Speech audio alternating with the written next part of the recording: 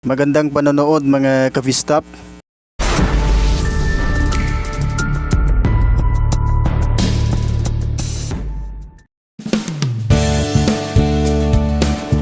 May mga nag-comment bakit daw wala ang Tagbilaran City na kasali sa top list ng mga Jollibee City sa Visayas. So dito ibabahagi ko na lang kasi nung chinek ko yung aking upload, hindi nga nasali. Ngayon titingnan na lang natin kung saan nakarank ang Tagbilaran City sa mga cities ng Visayas na may maraming stores. May mga nagsabi na 3 daw ang Jollibee stores sa Tagbilaran City. Pero yung chinek ko ay 5 na ang stores doon.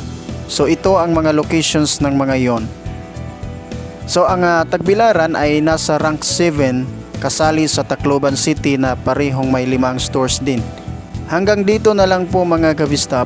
Kung bago ka pa, huwag kalimutang mag-like, mag-subscribe, hit the bell for notification, and God bless.